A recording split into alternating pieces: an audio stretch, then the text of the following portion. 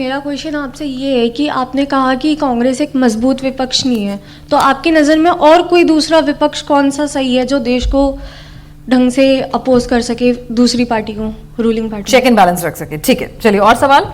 देश की प्राइमरी शिक्षा आज के दिन पूर्ण रूप से ईसाइयों के हाथ में है। ठीक है।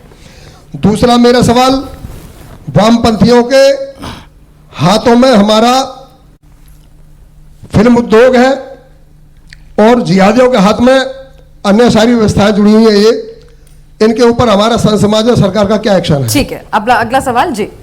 आज के टॉपिक से इर्द गिर्द आप सवाल पूछेंगे तो बहुत अच्छा रहेगा बेटा।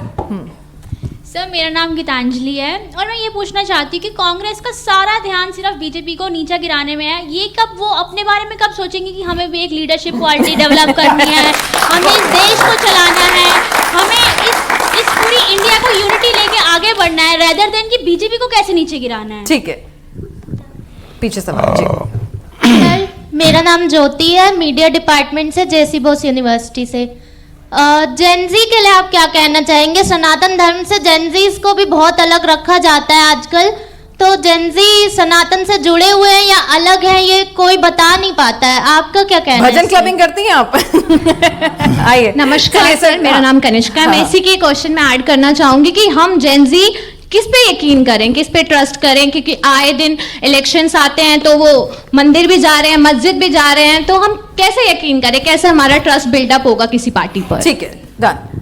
सर, मेरा ये क्वेश्चन है, सर मेरा ये क्वेश्चन आपसे है कि फ्रीडम ऑफ स्पीच जो हमें दिया गया है, एक राइट है, और उसमें रिलीजियस जो रियलिटी होती है उसके बीच में क्या लाइन ड्रॉ होगी? ठीक है। और दूसरा ये कि हर एंगल मुस्लिम और हिंदू में क्यों इन्वॉल्व? ठीक है, चलिए लाइए, सवाल बहुत सारे इकट्ठे हो गए हैं। आचार्य जी को अब जवाब दे दें, बस अभी थोड़ी देर में आती हूँ।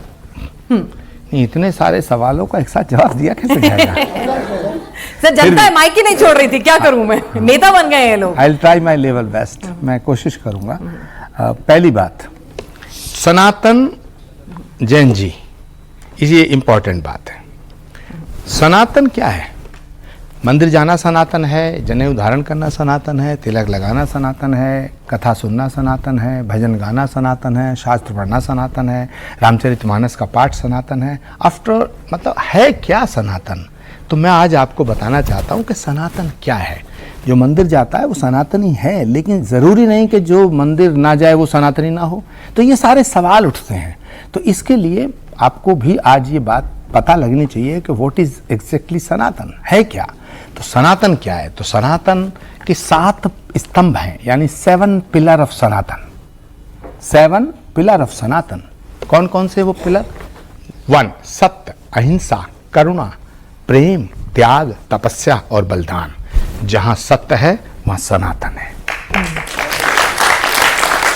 जहां सत्य है वहां सनातन है, अहिंसा है सनातन है, करुणा है सनातन है, प्रेम है सनातन है, त्याग है, तपस्या है, बलिदान है। जहां ये हैं वहां सनातन है, चाहे आप मंदिर जाते हैं या नहीं जाते, इससे कोई फर्क नहीं। सर, नेताओं का मंदिर जाना कंपलसरी हो जाता है फिर? हाँ, वो भी तो कह सकते हैं कि हम सनातनी हैं, भले ही हम हनुमान मंदिर जाएं और राम मंदिर ना जाए।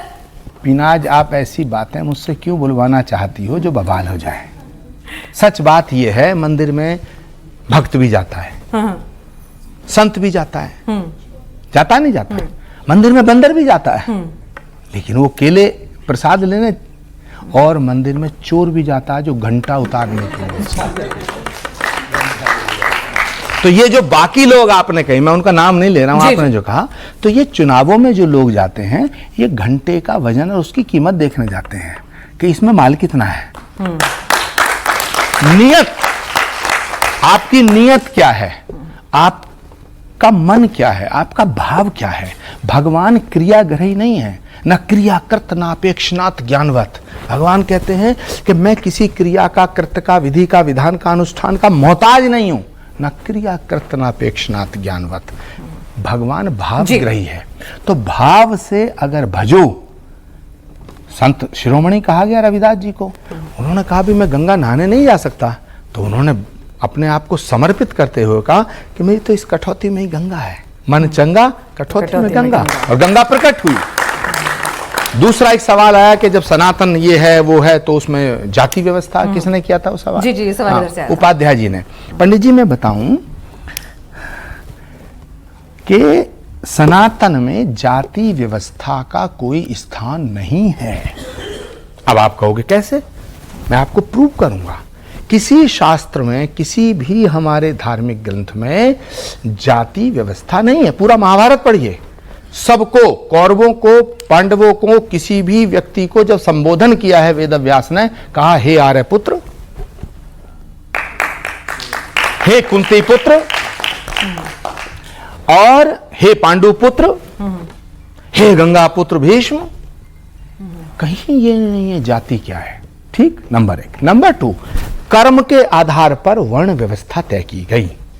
कर्म के आधार पर, जैसे लोहे का काम करने वाला लोहार बन गया, सोने का काम करने वाला सुनार बन गया। ठीक है। और जो ज्ञान बांचते थे, जो विद्वान थे, उनको कहा गया ब्राह्मण। लेकिन उसमें एक लाइन है, एक सूत्र है, ब्रह्म जानाति सा ब्राह्मणा, यानी जो ब्रह्म को जानता है वह ब्राह्मण है। यदि ब्राह्मण के घर में कोई बेवकूफ पैदा हो गया तो वो ब्राह्मण नहीं कहा जाता।